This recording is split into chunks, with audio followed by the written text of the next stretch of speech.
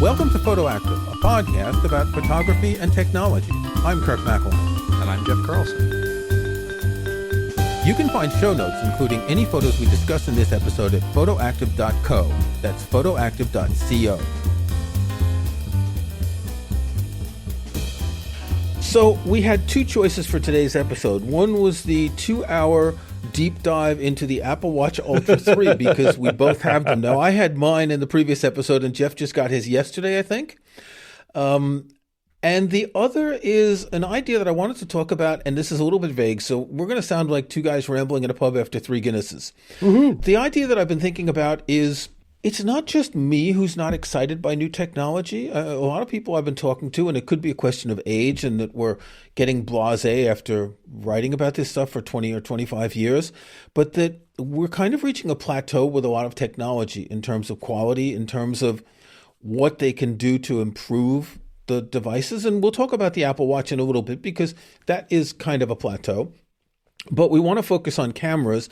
And I don't want to focus on cameras and phones because cameras and phones are a different sort of animal to real cameras, in part because they depend so much on the computational photography side, on the software side. This doesn't mean that real camera manufacturers won't be bringing in computational photography, but for now, there's a big divide, isn't there? Well, actually, I think we'll probably end up circling around to that because they are related, but I see where you're going, and I approve of this route.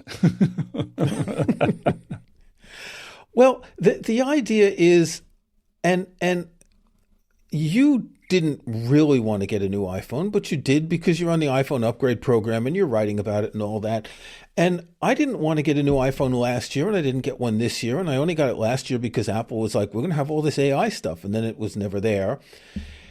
There's not that much of a difference between one year and the next. Now, I've reviewed these devices for years, and whenever I've written a review, I've always not compared the current model to the previous year's model because most people don't upgrade like that. They upgrade 2, 3, 4 years, and particularly for Macs and iPads, less than phones, which they could break. And even if you look at the current iPhone, ignoring the cameras, because that's the only place there's real progress, there's not that much difference between, the 17 and the 16 and the 15 and even the 14. Let's define that as a difference that a typical person would see. I mean, the processors are better. It can do a lot more stuff. It's more capable, I think, but the experience of using it is still quite similar. Well, on the iPhone, the better processor is just to provide this horrid liquid glass interface. And even though I have reduced transparency turned on and reduced motion, when I go into Safari and I go to type in the field for a URL, I see this little glimmering blue behind the thing. This is absolutely pointless. This doesn't make my life any better. You're using my processor and my battery life to make this little shine. And I notice this even on the desktop in Safari, the background, when you're typing to search in the search address bar field, it changes as well. This is wrong. Anyway, I didn't really want to talk about computers. It's more cameras. We could complain about computers until the pigeons come home to roost. Is that what we say? Well, until the cows come home, until the chips fall out of the bottoms of the computers. We're really good at this. But it's more cameras that have limitations. So look at certain types of cameras, a full frame or an APS-C, right? These are specific size sensors. You can't make those sensors any bigger because of the way that the lenses work. And the lens mounts and the lenses themselves are designed to work with sensors of certain sizes. So you can't just take a standard Fujifilm, Sony, Canon, Nikon, whatever, and plop a bigger sensor in it and expect your older lenses to work. And a lot of photographers have invested more money in lenses than they have in camera bodies. Yeah. And also, just to be clear, we're talking about like physically larger sensor because this is one of those areas where not higher resolution. Yeah, exactly. This is one of those areas where you say, well, it's a bigger sensor, and someone could mean that it has more resolution or it has more whatever. But we're talking about like the actual space that the sensor occupies in the body of the camera, which the bodies are getting smaller too. So that also adds a limitation to this. Yeah. Yeah. Smaller, lighter, because that's what people want. They don't want these big-ass DSLRs that they had in the past. Yeah. And leave out medium format because that's a different sensor with different lenses, right? I'm thinking of compatibility across years of, you can use lenses that are decades old. Oh, yeah. And that's one of the advantages of the full frame sensor. It's 24 by 36 millimeters, so that's the size of film, right? And it's designed that you can even use lenses that were created for film cameras. And this backwards compatibility, this longevity, is something kind of unique in a technology, isn't it? Yeah, I would think so. I mean, there are people who they've been shooting Canon for years and years and years, and they will be using a 15, 20-year-old lens because it's a darn good lens, or they like the character of how it presents itself. Even if you go from, say, an APS-C sensor to a full-frame sensor, a lot of the lenses, like, they'll still work. Maybe you'll find some limitation in the field of view or some vignetting. Exactly. But the reason they're doing that is because they have this perfectly good lens and they really like it for whatever reason and don't really see a need. I mean, obviously the camera companies want you to buy more lenses, and they will put out improved versions of lenses that maybe have faster autofocus or more image stabilization, that sort of thing. But I can't think of many examples where a camera company has said, look, we're going to start fresh and you need to basically throw everything else away and start over. Maybe I want to say Canon did that with the M series, where you had lenses for the specific model, like the PowerShot M. Good heavens, I wrote a book about this, but it was a long time ago. Anyway, they basically this was like their first mirrorless camera attempt, and you did need to buy new lenses for it.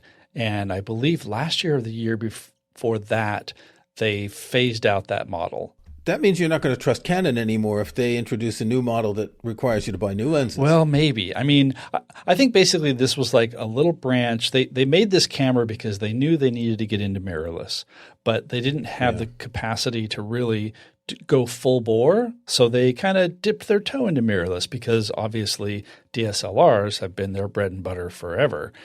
And I think, just anecdotally, they were putting together their serious mirrorless bodies that they have now, but those weren't ready yet and the market needed something. So they kind of branched off on this little side road. And unfortunately, the people who went that direction are probably stuck with some lenses. But that was always just sort of like a little side thing for consumers. Professionals or even people who are enthusiasts who are more deliberate about their lenses, more deliberate about their gear, would have probably stuck with Canon and have that fleet of lenses. This also makes me think of all the times when you see somebody on YouTube and they're like, I am switching to Sony and I'm going to sell all my gear and I'm going to buy a bunch of new gear. And I see that every time and I'm like, well, I hope that the numbers on this video justify that, because that is such a waste of money unless you really want to go full in. So when I sold all my Fuji gear and bought my Leica Q, was that a waste of money? It was a waste of money because you joined the Leica cult and then I've never seen you again. Okay, no. But you also downsized. So it's okay. Yeah. It's okay. Feel free. Yes, I downsized. I got rid of a whole bunch of lenses. I simplified, and I really appreciate that. You didn't go like for like. You didn't say, all right, now we need to buy a new 50 and a new – yeah, exactly. 8 different lenses. Yeah. No, I went in a totally different direction. As I'm getting old, I'm appreciating that I have too much stuff and I want to give stuff away. If you were in the same country as me, I would give you a whole bunch of stuff, Jeff. Oh, well, that's awfully sweet. Books and CDs and DVDs and stuff. I want to get rid of stuff. But I think my real point is, don't buy new cameras. Because, I mean, again, I'm thinking back to computing. We went through this with computing before it got to cameras, right? We got to the point where processors were just Okay, not getting that much faster. With Apple, it's 5 years ago now that they released the M series processor. And who was I talking to recently? He's still using an M1 MacBook Air. It's more than fast enough for everything he does. And we've reached a point where it doesn't matter. What, you? Oh, that's right. You're the one who has an M1 MacBook Air. I have an M1 MacBook Pro. Pro, okay. It's an M1 Ultra, I think. So it is a bit more beefy. But yes, I also know people who are using the M1 Airs. Yeah. And with cameras, what's changing? I'm trying to think of recent changes in cameras. Well, you get a better viewfinder, higher resolution, and that's good. You get a better back LCD panel that maybe pivots and rotates and all of that. But that's minor stuff compared to what the camera does. It may be smaller, it may be lighter, it may be more comfortable. Battery life might be a little bit better, but usually not these days. Battery life is still a problem with cameras, and you still need multiple batteries. Yeah. And if you look at lenses, I'm going to speculate that optically there's not a lot of progress to make in lenses, that this is a technology that's been around for hundreds of years and it's been perfected for the most part. Now, you did mention better autofocus, and that's something that is part of the lens. I'm talking optically, the actual glass itself. Yeah. There's not a lot you can do with it. Anything that you can do that's better is going to cost more because this is more expensive. Yeah. Okay. So a few things there. So this is part of the reason why camera manufacturers have been doing a lot more on the processing side. And I'm not even talking about the computational photography stuff, but I would say maybe the biggest improvement to modern cameras, aside from going mirrorless. So that was like a huge shift, but that was still more, I would say, a matter of collection, like getting rid of the mirror, and it's just a matter of getting the light to the sensor in a different way. You have fewer moving parts. You have fewer things that can break. The fact that there's nothing moving means that the camera is a little bit more stable. And I would say, okay, along with mirrorless, I'd say optical image stabilization is another technology that has revolutionized cameras. Yeah, definitely. But then we're also talking about in terms of what the processors can do. And I think this is why they've put so much work into this, is because, yes, the autofocus on your lens probably has changed more incrementally over the years, because basically I think it boils down to you have smaller, faster, smoother motors in the lens in order to move those lens elements to get the focus. But when I think of autofocus now, I think of what the camera can do in terms of looking at the scene and tracking things and being able to pick out faces and eyes, and even you can set it to do pets and birds and cars and things like that. And so that's where we're seeing a lot more work. And here we are sort of back into the computational photography bin, because your lens isn't really changing, but the camera, because it can see these things in a different way, that's where we're seeing improvements. And then maybe in and it's the camera that's controlling the lens. Right. So the autofocus itself doesn't come from the lens. It comes from the camera and the sensor that tells the lens how to do it.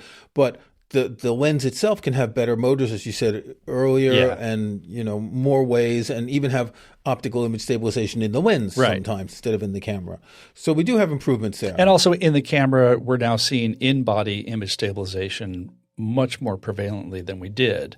Right. So that's also another thing. But this doesn't negate what you said about sort of the core sensors being changed.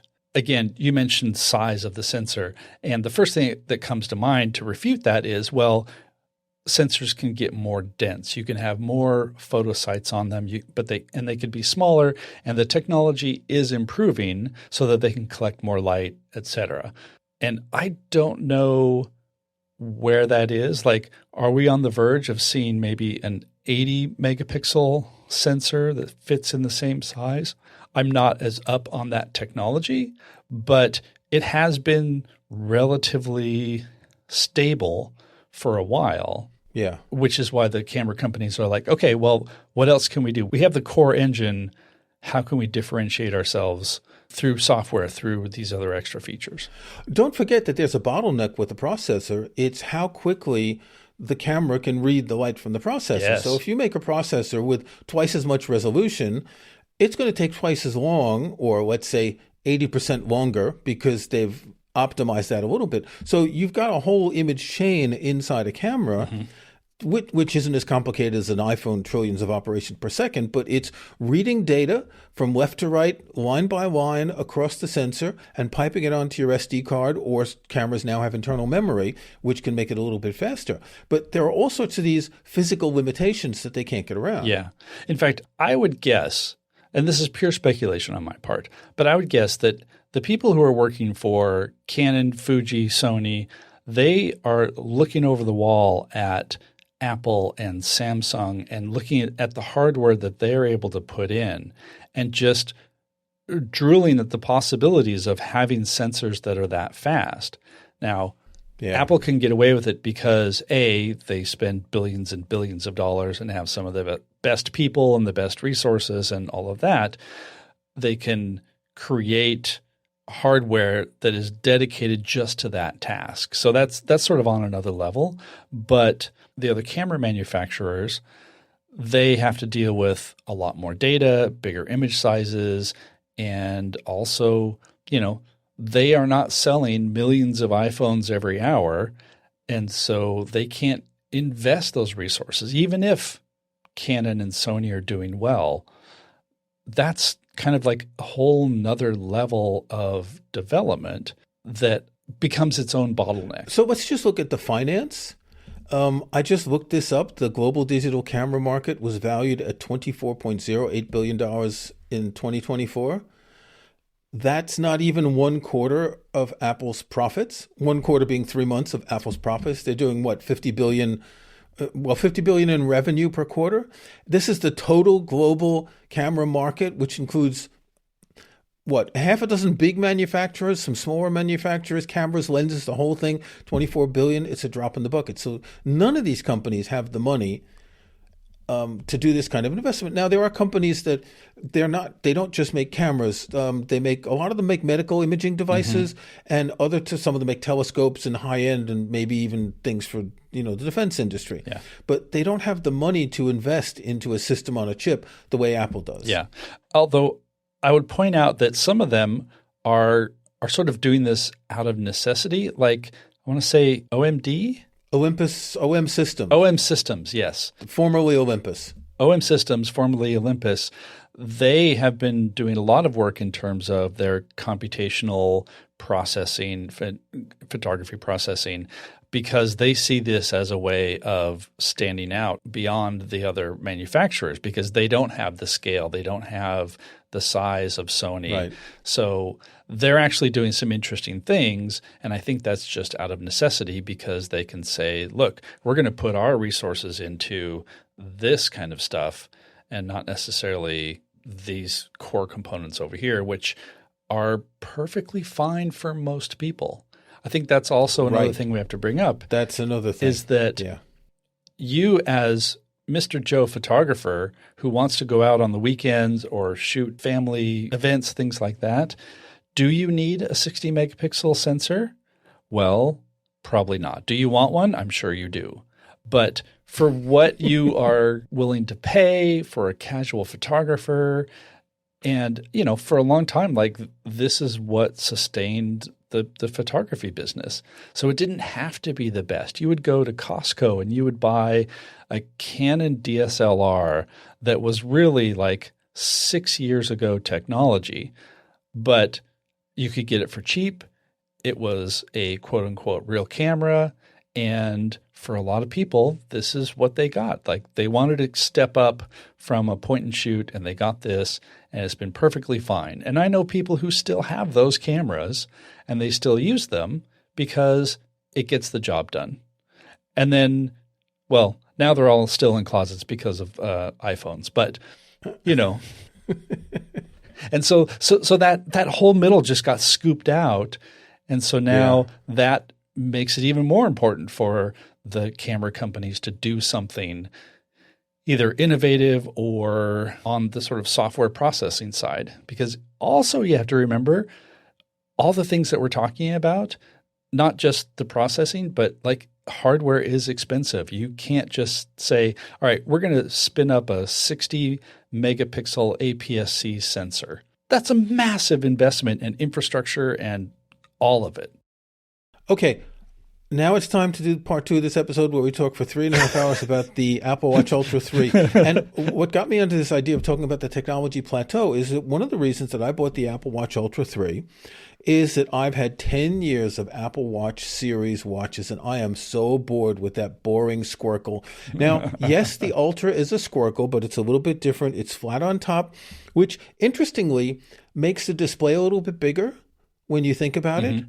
The display is visibly bigger than the 10, even though there's just a couple of millimeters, if even that, like a few pixels on, height and width. I think it's valid, by the way, to talk about this because you can take photos of the Apple Watch Ultra. And so this is a photography podcast. And so I'll put a photo of mine into the show notes. But we talk about things you can photograph, right? You can take photos of it. So. I'll put one of mine in the show notes too. But what's interesting is, so here's a device that over the past few years, so in the first years of the Apple Watch, I bought every model up until the 6. Because I liked the idea. I was reviewing them, so it was a justified expense. And then the 7 came out. It was hardly different from the 6, so I didn't buy it. I bought the 8. I didn't buy the 9, and I bought the 10, which is only a year old, and I'm selling that, and that's fine. And I wanted something that's different. And I know you expressed a similar thing of having the same watch all the time. It looks exactly the same. It's kind of boring, isn't it? Yeah. In fact, last year I was ready to buy an Apple Watch Ultra for the same reasons. Like I had the same series watches. When the Ultra first came out, I kind of looked at it like, oh, that's interesting, but it's more than I need and it's more than I wanted to spend. Yeah. And so, last year I had my credit card virtually in hand because it was on my phone, of course. But then it ended up that they did not release a new Apple Watch Ultra. It was the Ultra 2, but in black. And yeah, but black's the right color for the Apple black Watch is the right Ultra. color, but it still had the original processor. And so exactly the same display, the same processor. There was nothing really new about it. Yeah. So I got the Series 10, and that's been great.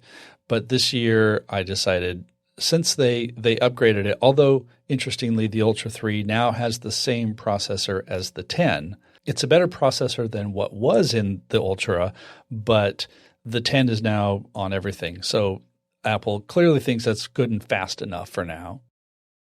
And it's the same processor in the 11 as well. Yes. So the processor in the Series watch didn't go up. The processor went up in the Ultra, and they're at the same level. Yeah, exactly. So there's not that much of a difference in terms of what they can do. It's pretty much the same, except for the difference in display size and battery life, et cetera. Yeah. I'm really pleased with mine. Like when it first came out, I thought this is too big. And then, what was it, a year ago when I was in London, there was an Apple store right near where I was staying. And I went in and tried it, and I thought, this isn't too big. Like you, I was going to buy one last year, but I didn't. Mm-hmm. And it took me about 5 minutes. By the time I finished setting it up, I was used to the size. Yes, same here. You really adapt to it. But I happen to have a flat, wide wrist, so it's not big. I'm holding it up for Jeff, and he's going to hold his up for me. Yeah, your wrist is kind of like mine, isn't it? Yeah, a little bit, yeah. Kind of flat, but I see a lot skinnier. of photos where people have this on, and it's like the watch is stretching out over their wrist, and it looks like, what is that game, Fallout, where the people wearing that thing on their wrist, control device or whatever. So it is comfortable. Now, I bought this band last year. I bought the titanium Milanese loop, which is by far the best Apple Watch band ever. I happen to have an Apple Watch band Jones, but I've stopped buying them after last year because I have at least one of every style. And again, I was writing about them. And I really like this or the Sport Loop if I want something that's waterproof. Yeah. You bought the, what do they call that, Trail Loop? Trail Loop, yeah.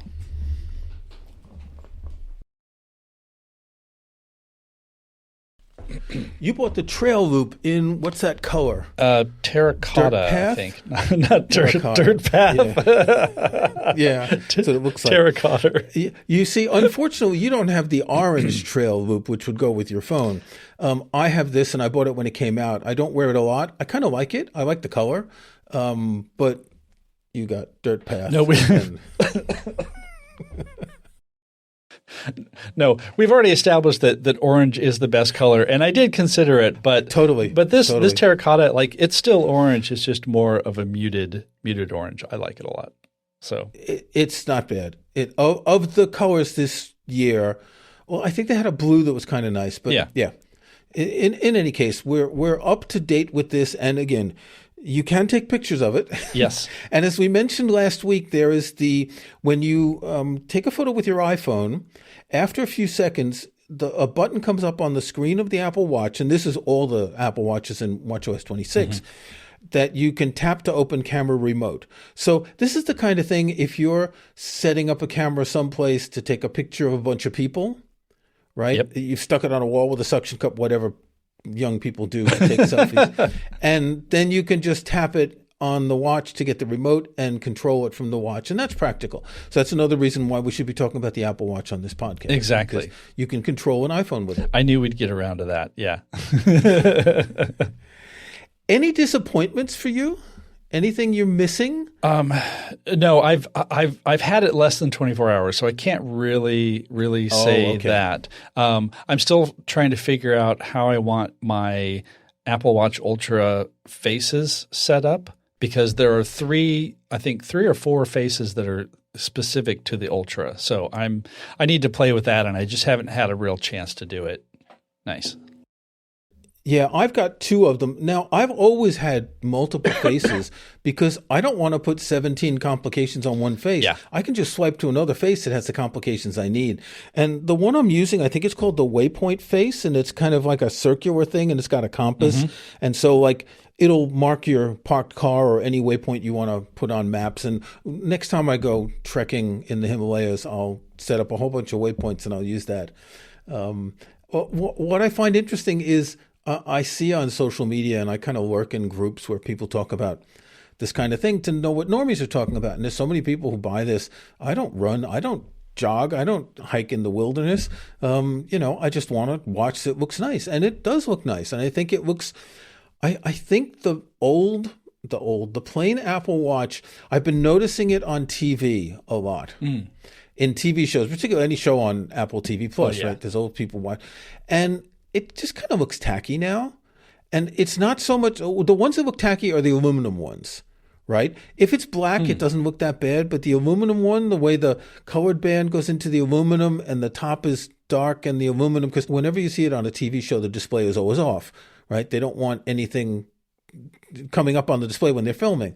And it just kind of looks a little bit tacky. And I really think Apple needs to come up with a new design. And there have been rumors about this in the past couple of years.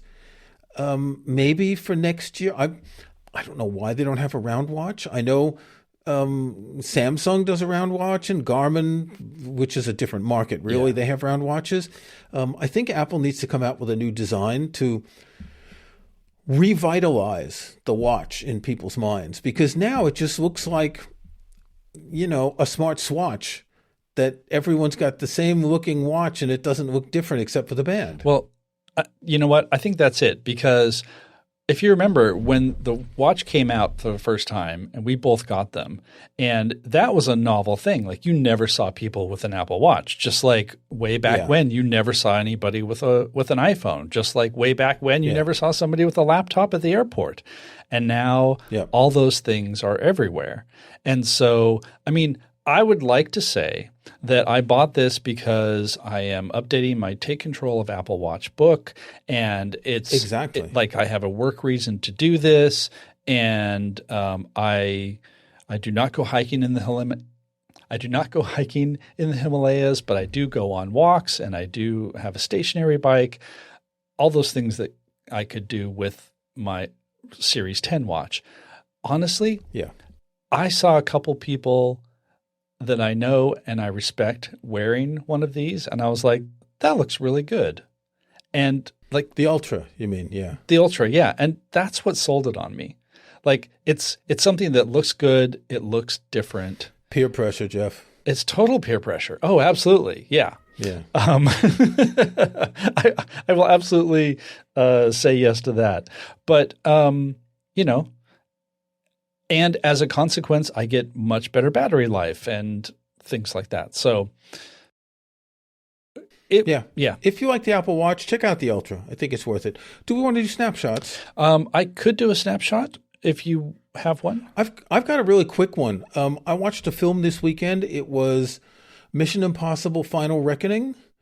Yes. Now, you're laughing because you know I don't like superhero films and all. I kind of like the Mission Impossible franchise, and it got better when Christopher McQuarrie took over. I think the early ones were kind of like the TV show and campy and stuff. And I got to say, it's the best of the series. It really is. I was really impressed, and I read a bunch of reviews afterwards, and people were saying there's too much talking going on, but I really appreciated the slower pacing of the first half of the film. And then you've got these two sort of stunty set pieces. There's one in a submarine, and then there's one flying around in biplanes, which are, as always, masterfully done. I really enjoyed the film. I rented it on Apple last weekend. Yeah. I would have watched it a second time, but I was busy the second day and I couldn't. I really thought it was very good. So Mission Impossible: Final Reckoning, which ends with the possibility of a sequel. Of course. They haven't eliminated the possibility. And I know that Tom Cruise has said that this will be the last one, but this is a franchise that makes money. It's like James Bond and Mission Impossible are the two franchises of this type. And are they really just going to end it? Maybe bring in new characters or something? Yeah.